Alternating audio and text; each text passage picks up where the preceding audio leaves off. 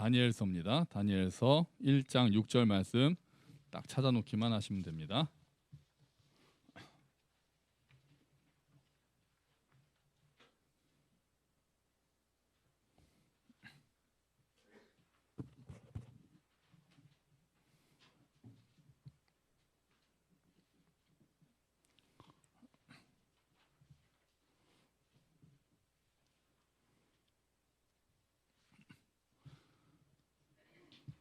구약 1231페이지쯤에 있습니다. 다니엘서 1장 6절 말씀이요. 읽는 건 좀 이따 읽도록 하겠습니다. 할렐루야. 아멘. 다 찾으셨죠? 네. 요즘에 아주 월드컵 때문에 아주 그냥 웃고 울었던 지난 며칠이었죠. 손흥민 선수가 이제 얼굴이 부상이 돼서 안화골절을 입어서 이제 끝났구나. 우리는 딱 김민재가 맞고 손흥민이 넣는다. 딱 이것밖에 계획이 없는 걸로 알고 있었기 때문에 이제 월드컵이 이제 끝났구나 이렇게 생각을 했었는데 아주 그냥 기적적으로 월드컵 이제 16강을 이뤄냈습니다. 그래서 슬픔이 많았던 요즘 또 지금 올해도 또 힘든 일이 많았잖아요. 그런데 마지막 12월 달에 또 온 국민이 또 웃을 수 있는 또 파이팅 할 수 있는 그런 기회를 만들어줘서 얼마나 또 다행인지 고마운지 모르겠습니다. 포르투갈전을 제 집에서 봤거든요. 그때 밤 12시였잖아요. 금요일날 밤 12시여서 예배를 드리고 집에 가서 이제 딱 12시에 보면서 딱 경기가 끝났을 때 딱 들었던 생각이 뭐였냐면은 이거 교회에서 모여서 봤어야 되는데 이게 딱 드는 거예요. 이 생각이. 아깝다. 이런 거 진짜 교회에서 모여서 봤어야 되는데 처음에 이제 우루과이전을 의왕에 이제 종욱 형제 집 옆에 가서 우리 형제들 이제 현계 형제랑 은영자매랑 저랑 이제 승민 형제님이랑 이렇게 갔던가요? 넷이 갔던가요? 광민 형제님이랑 이렇게 가가지고 또 이제 종욱 형제랑 이제 이모님까지 오셔가지고 거의 식당을 빌려서 뭐 빌린 건 아니고 예약을 해서 거기서 이제 보면서 먹었거든요. 근데 그때 이제 0대0으로 비겼잖아요. 근데 꽤 잘했습니다 그때. 그러니까 보통 우리가 하는 축구가 아니었어요. 우리는 축구가 항상 이렇게 우리가 또 약자라는 거를 딱 인정을 하고 수비를 일단 집중합니다. 수비만 집중해요. 그러다가 어쩌다가 한번 공을 딱 뺐으면은 한 사람이 뛰고 손흥민이겠죠. 손흥민이 뛰면은 뒤에서 뻥 차가지고 딱 떨어뜨리면은 역습을 해가지고 넣는다. 이게 약자가 쓰는 방식이거든요. 그래서 항상 한국 축구는 이제 우루과이 같이 센 팀을 만나면 이제 그럴 수밖에 없을 거다 이렇게 생각을 했는데 벤투라는 감독이 우리나라에 오면서 무슨 축구를 추구했습니까? 기억하십니까? 빌드업 축구. 골키퍼부터 차근차근 나가서 공격을 하는 그런 축구를 구사를 했죠. 그래서 우리나라에는 안 맞는다. 우리나라 기본기가 떨어진다. 점유율이 높여봐야 소용없다. 뭐 이런 얘기들을 했는데 우루과이전을 보니까 그게 된 거예요. 4년 동안 그것만 했더니 우루과이한테 이제 밀리지 않고 오히려 우리가 막 압박을 하면서 진짜 골이 안 들어간 게 안타까울 정도로 너무나 잘한 거죠. 그래서 이제 희망을 본 거죠. 비기긴 했지만 가나는 이길 수 있겠구나. 가나는 우리가 이길 수 있겠구나. 포르투갈한테는 지겠고 우리 원래 계획이 그거였거든요. 포르투갈한테는 진다. 가나는 무조건 이긴다. 우루과이는 비기거나 아주 좋으면 이겨서 우리가 1승 1무 1패나 2승 1패로 이제 16강에 올라간다. 이 계획이었단 말이죠. 그랬는데 우루과이한테 이제 비긴 거예요. 그것도 아주 우리가 더 잘하는 분위기로 해가지고 비겼단 말이죠. 그래서 이제 가나는 이기겠구나. 그래서 이제 가나전을 우리가 모여서 봤지 않습니까? 월요일 밤에 가나전을 이제 모여서 봤죠. 치킨이랑 통닭이랑 딱 시켜놓고 한 15명 정도 모인 것 같습니다. 우리 예배 시간은 잘 보이지 않던 우리 민한이와 동하도 나타나고 또 오늘도 이제 그 뒤로도 지금 안 나타나고 있는데 지금 이 예배 시간에도 치킨과 통닭을 준비를 해야 되나? 치킨과 통닭이 아니죠. 참 치킨과 피자죠. 네네. 그렇게 해야 되나? 그래서 이제 봤죠. 그래서 이제 가나랑 하는데 저 멀리서 현균 형제도 그 멀리서 왔잖아요. 현균 형제 가족이 다 오고 2대0으로 이제 전반전에 지는 거예요. 그래서 이거 어쩌나 막 그랬는데 후반에 이제 조규성 선수가 두 골을 헤딩으로 그냥 두 골을 넣으면서 완전히 열광의 도가니. 아주 그냥 교육관이 난리가 났습니다. 아주 막 열광의 도가니가 되고 이제 안타깝게 이제 가나한테 이제 한 골을 또 먹는 바람에 안타깝게 지긴 했지만 그래도 우리가 이제 그렇게 무너지진 않았다. 그렇게 완전히 막 무너져서 2대0이나 이렇게 끝났으면 또 우리가 마음이 많이 이제 그 다운될 뻔했는데 그러지 않고, 그래서 그렇게 싸운 거를 이렇게 표현합니다. 젖잘싸. 예, 뭐의 약자인지 아시죠? 졌지만 잘 싸웠다. 젖잘싸였어요. 젖잘싸. 그래가지고 잘 싸웠습니다. 이제 비하인드 스토리가 있다면 우리 민한이가 전반전에 2대0이 딱 되니까 집에 갔거든요. 그래서 집에 가는 동안에 제가 뭐라 그랬냐면, 야, 너 집에 가는 동안에 우리가 역전시킬지도 몰라 그랬어요. 근데 민한이가 떠나자마자 2골을 우리가 넣은 거죠. 그래가지고 이거 진짜 그렇게 되는 거 아니야 그랬는데, 이제 지길래 미나가 뭐라 그랬냐면은, 혹시 민한이 오빠가 집에 가서 또 컴퓨터 테레비를 튼 게 아닐까요?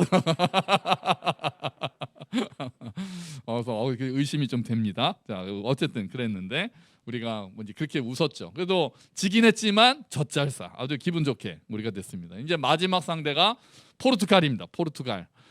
포르투갈은 밤 12시였거든요. 금요일날 밤 12시니까 10시가 아니고 12시여서 모여서 보자고 하기가 조금 시간이 늦긴 한데, 사실 그 다음날이 토요일이었기 때문에 모이자면 모일 수도 있었어요. 근데 제 마음속에 의심이 든 거였어요. 질 거다. 포르투갈한테 질 건데 우리가 모여봐야 뭐 하나. 약간 그 모여서 지면은 또 마음이 아프잖아요. 가나도 졌으니까, 가나한테도 졌으니까 포르투갈한테 져가지고 우리가 떨어질 것 같으니까, 뭐 또 모여봤자 흥이 안 나겠구나. 사실 이런 마음이 한 구석에 있었기 때문에, 만약에 마지막 전이 가나였으면 12시라도 제가 모입시다 이제 했을 거예요. 근데 제일 강팀인 포르투갈과 우리가 이제 하기 때문에 12시고 또 하니까 10시였어도 마지막 전은 그냥 집에서 보자고 제가 했을 것 같습니다. 그래서 그때 이제 우리가 포르투갈한테 이제 지면은 뭐 완전히 경우의 수가 없는 거 막 경우의 수 따졌잖아요. 우리가 이겨도 뭐 가나가 또 우루과이를 이기면은 우리가 뭐 그렇게 됐는데, 우리가 이제 역전을 했죠. 역전을 해가지고, 야, 다음부터 제가 믿음이 부족했구나. 이 목사가 믿음이 부족했구나. 다음부터는 우리가 모여서 봐야 되겠구나. 이제 이런 생각을 한 거죠. 한국 축구 역사상 가장 유명한 골 장면이 이겁니다. 기억하시나요? 2002년 안정환의 헤딩골. 이탈리아전에서 우리가 지고 있다가 설기현이 동점을 만들고 안정환 선수가 이제 연장전에서 이 헤딩골로 우리가 이제 16강전에서 이탈리아를 이겨서 8강이 올라갔던 2002년 한국 역사상 이제 가장 유명한 역전 그 드라마이긴 했죠. 그러다가 그래서 이 장면이, 이 사건이, 우리가 2002년에 이탈리아를 이긴 사건이 올해 BBC에서 선정한 월드컵 가장 충격적인 사건 역대 9위에 들어갔습니다. 우리가 이탈리아를 이긴 게 역대 9위였어요. 역대 이탈리아 그 월드컵 역사 중에 가장 충격적인 사건 9위가 2002년도에 한국이 이탈리아를 이긴 것, 이게 이렇게 선정이 됐어요. 이제 우리가 9위면 이제 또 궁금한 게 생기잖아요. 1위는 뭘까? 1위는 뭔가 하면은요, 이제 아시는 분은 아실 텐데, 이제 프랑스에 지단이라는 아주 훌륭한 선수가 있거든요. 근데 독일 월드컵에서 결승전에 상대방을 박치기를 해가지고 퇴장당하는 사건이 있었어요.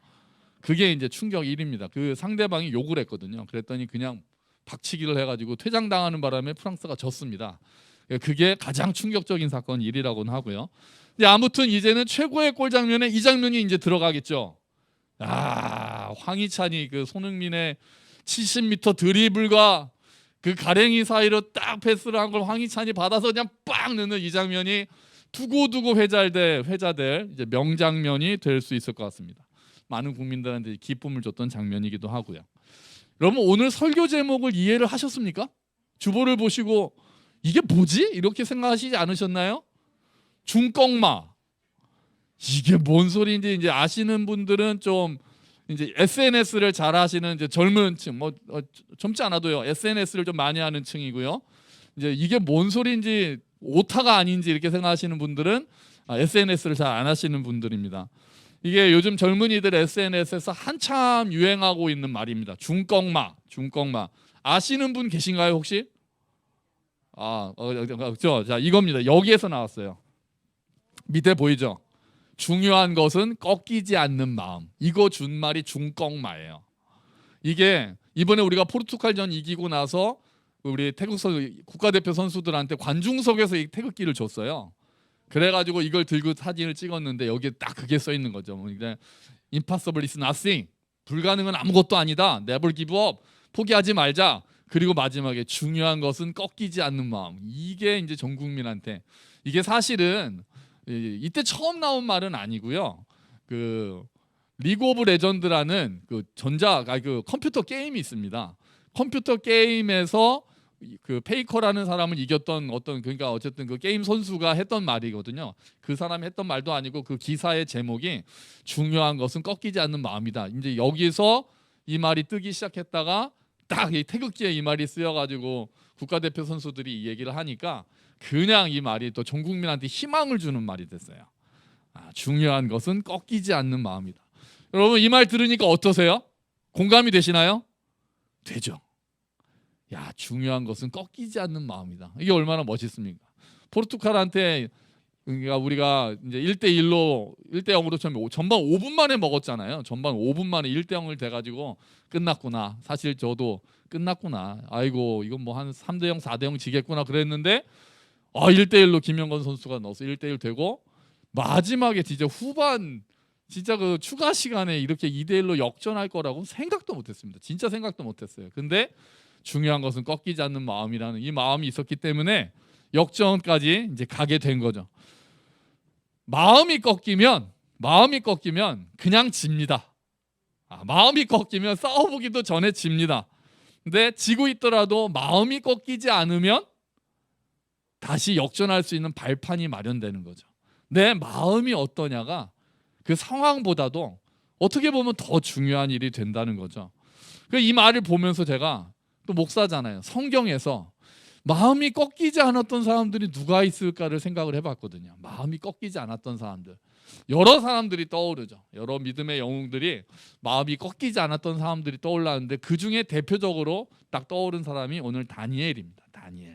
다니엘서 1장 6절 오늘 본문 찾으셨죠? 아까 한번 1장 6절 읽어볼까요?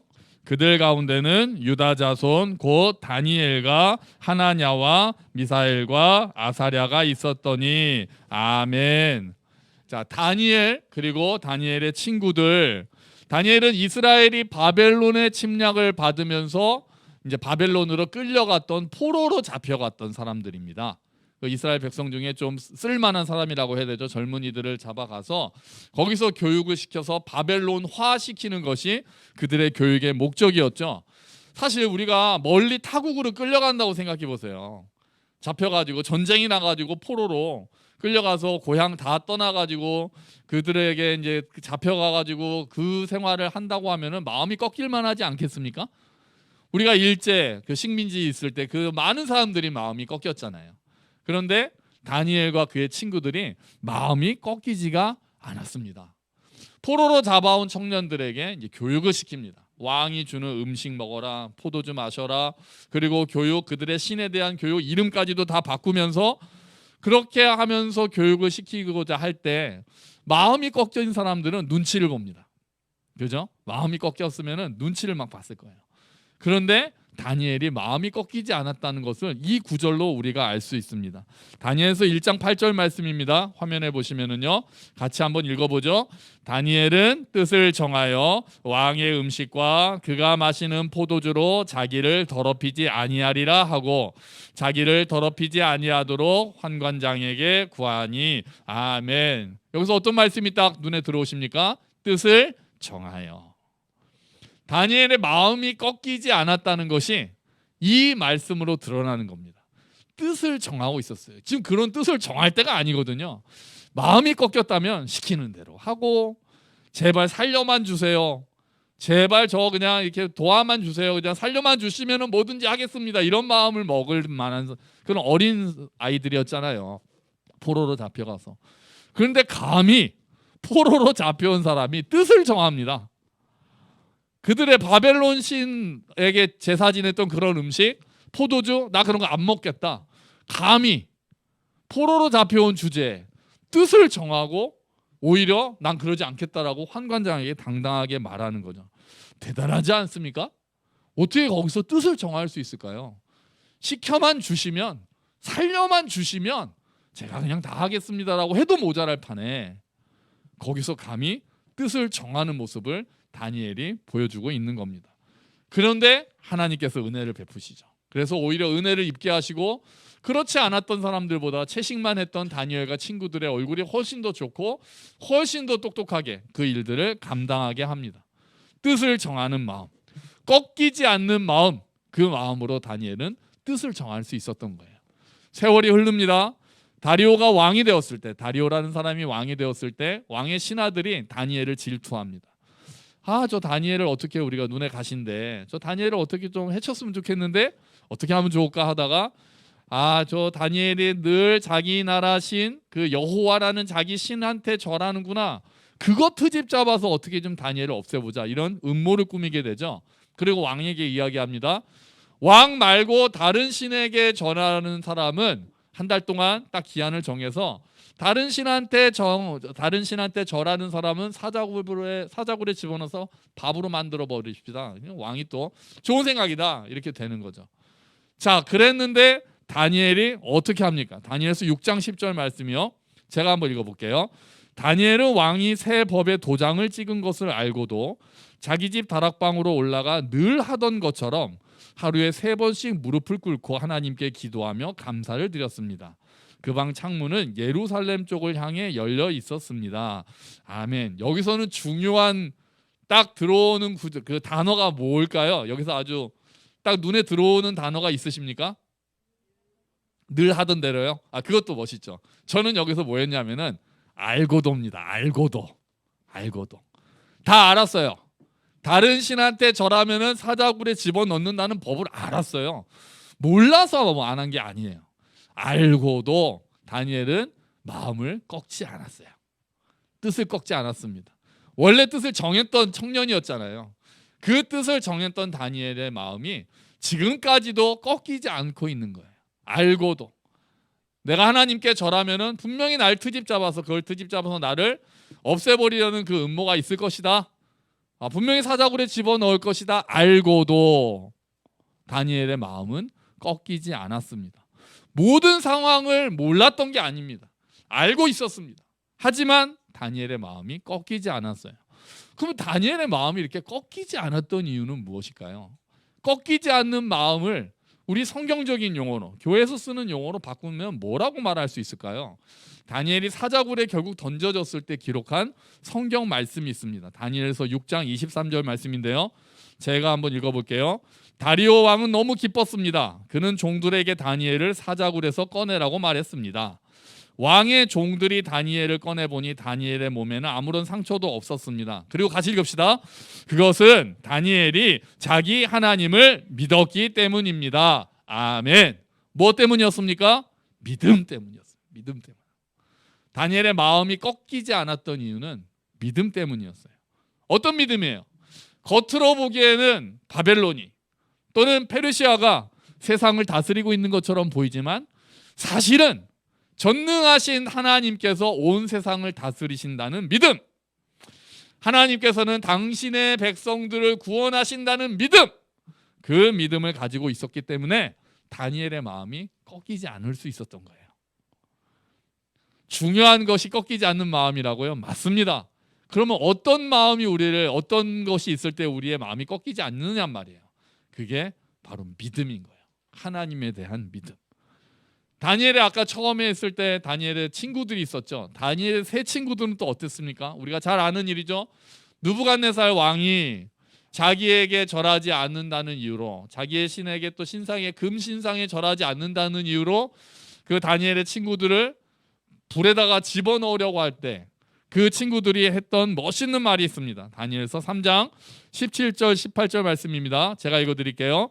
만약 우리가 용광로 속에 던져진다 하더라도 우리가 섬기는 하나님께서 우리를 불타는 용광로와 왕의 손에서 구해내실 것입니다. 왕이시여, 하나님께서 우리를 구해주지 않으셔도 우리는 왕의 신들을 섬기지 않을 것이며 왕이 세운 황금 신상에도 절하지 않을 것이니 그리 알아주십시오. 와우, 꺾이지 않는 마음. 하나님께서 우리를 불 속에서 구원해 주실 것이다. 그리 아니하실지라도, 우리를 구하지 않으실지라도 우리는 왕이 만든 신상에 절할 수 없다. 그 꺾이지 않는 마음. 내 인생을 하나님께 완전히 맡겨버린 사람만이 할 수 있는, 그리고 천국 소망을 가지고 있는 사람만이 할 수 있는 그런 말이 되는 거예요. 그런 마음 자세가 되는 거예요. 여러분, 하나님에 대한 확실한 믿음이 있을 때 우리의 마음이 꺾이지 않을 수 있습니다. 상황이 쉬워지지는 않을 수 있어도, 상황은 계속해서 어려울 수는 있어도 우리가 하나님에 대한 확실한 믿음, 모든 것을 하나님이 다스리신다는 믿음, 그 하나님이 나의 아버지시라는 믿음, 그 하나님이 나의 인생을 이끌어 가신다는 믿음이 있을 때 우리의 마음이 꺾이지 않을 수 있는 거예요. 마음이 꺾였던 사람과 꺾이지 않았던 사람들이 딱 대비되는 사건이 성경에 또 하나 기록되어 있습니다. 아주 극명하게 대비됐어요. 똑같은 걸 봤는데 어떤 사람은 마음이 꺾였고 어떤 사람은 마음이 꺾이지 않은 사건이 있습니다. 언제입니까? 민수기 13장에서 가나안 땅에 12명의 정탐꾼이 다녀온 다음에 일어난 사건입니다. 그때 12명의 정탐꾼이 그 땅을 보고 와서 10명은 이렇게 말합니다. 민수기 13장 말씀이요. 그들이 말했습니다. 그 땅은 우리를 삼키고 말 것입니다. 우리가 봤던 사람들 모두 키가 매우 컸습니다. 우리는 그곳에서 네피림 백성도 보았습니다. 아낙 자손은 네피림 백성의 자손일 것입니다. 그들은 거인이었습니다. 우리는 스스로 보기에도 메뚜기 같았고 그들에게도 메뚜기 같아 보였을 것입니다. 이렇게 이야기를 합니다. 10명은 그 거인들을 보고 아이고, 마음이 완전히 꺾여버렸죠. 끝났다. 야, 내가 날 봐도 스스로 보기에도, 우리가 우리를 봐도 메뚜기 같으니 그들이 우리를 볼 때는 얼마나 우습게 보이겠느냐. 마음이 꺾이고 말았습니다. 그러니 어떻게 싸울 수 있겠습니까? 아예 마음이 꺾였는데요. 싸워보지도 않고 우린 죽었구나. 그러면서 하나님을 원망합니다. 왜 여기까지 우리를 데리고 와서 죽이시냐. 차라리 애굽에 그냥 놔두시지. 그렇게 원망하고 불평하다가 하나님께 징계를 받고 결국은 40년 동안 광야를 방황하게 됩니다. 그런데 꺾이지 않는 마음을 가지고 있던 사람이 2명 있었습니다. 누구였습니까? 여호수아와 갈렙이었죠. 12명의 정탐꾼 그림이 딱 나오는데요. 이 중에서 누가 여호수아와 갈렙인지 아시겠죠? 여기죠, 여기. 요 두 사람. 짠, 짠. 네, 요 두 사람. 파이팅 하잖아요. 저쪽에 있는 사람들은 얼굴이 꺾인 마음이 막 드러나지 않습니까? 얼굴이 마음이 꺾여 있는 게 드러나잖아요. 근데 이 두 사람은 파이팅이 넘치잖아요. 마음이 꺾이지 않은 사람의 모습을 보여주는 거예요. 그럼 여호수아와 갈렙의 마음이 꺾이지 않았던 것은 또 결국 무엇 때문이었겠습니까? 믿음 때문이었죠. 그들이 보기에 상황이 만만했기 때문이었겠어요? 10명은 거인을 받고 여호수아와 갈렙은 거인을 못 받기 때문에 마음이 꺾이지 않았습니까? 아닙니다. 12명은 똑같은 상황을 봤습니다. 하지만 여호수아와 갈렙은 믿음의 눈을 가지고 있었던 거예요. 그들은 이렇게 이야기합니다. 민수기 14장 9절 말씀을 같이 읽어보도록 하죠. 같이 읽겠습니다. 그 땅 백성을 두려워하지 말라. 그들은 우리의 먹이라. 그들의 보호자는 그들에게서 떠났고 여호와는 우리와 함께 하시느니라. 그들을 두려워하지 말라. 아멘. 아멘. 똑같은 걸 봤지만 이들의 마음속에는 하나님에 대한 믿음 뭐였습니까? 여호와는 우리와 함께 하시느니라. 아멘. 이 믿음이 있었기 때문에 그들의 마음은 꺾이지 않을 수 있었던 거죠. 그들이 보기에는 이제 거인이 먹이로 보였던 거죠. 마음이 꺾인 사람들이 스스로 볼 때는 메뚜기 같았지만 마음이 꺾이지 않은 사람들, 여호와가 우리와 함께 하신다는 믿음을 가지고 있던 사람들은 오히려 그 거인들이 우리의 밥으로 보였던 것입니다. 여러분, 우리는 어떻습니까? 우리는 어떻습니까? 여러 가지 어려운 상황 때문에 마음이 꺾일 때가 많죠. 마음이 꺾일 때가 많습니다. 야, 정말 상황이 너무 어려울 때가 있으니까요. 내가 하고자 하는 일들이 잘 되지 않고.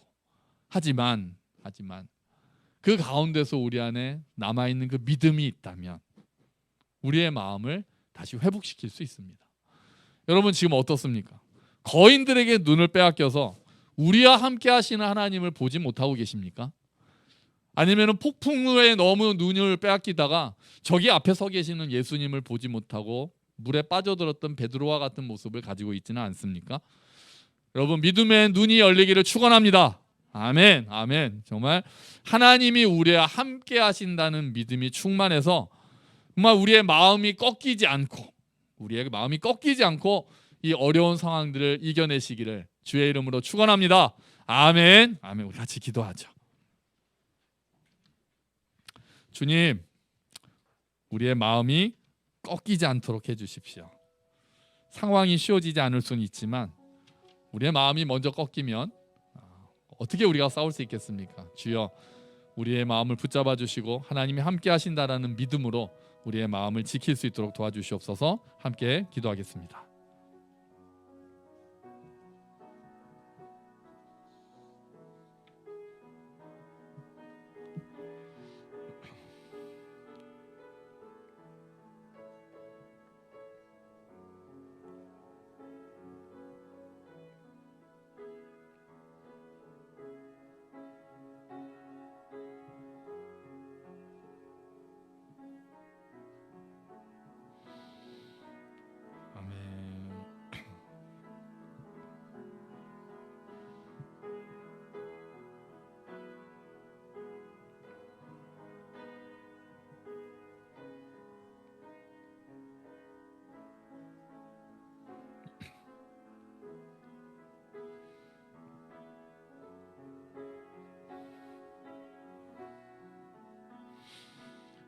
아멘.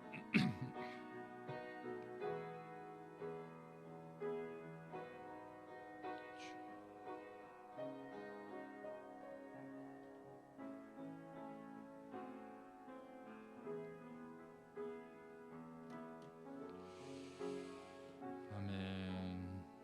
감사합니다, 주님.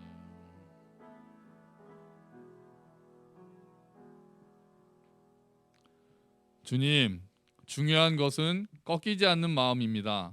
마음이 꺾이면 싸워보기도 전에 우리가 패하고 패배의식에 사로잡혀서 우리가 할 수 있는 것조차 하지 못하고 더 낮은 마음으로 살 때가 있습니다. 하지만 주님께서 우리와 함께 하신다라는 믿음으로 우리의 마음이 꺾이지 않기를 기도합니다.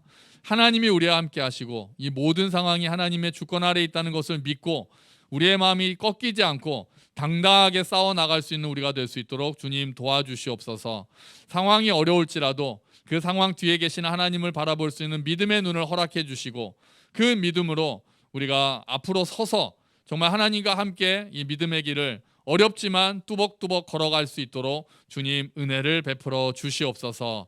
감사합니다. 주님, 이 모든 말씀 예수 그리스도의 이름으로 기도합니다. 아멘. 다 함께 자리에서 일어서셔서 주기도문 함께 찬양하시면서 봉헌하시겠습니다.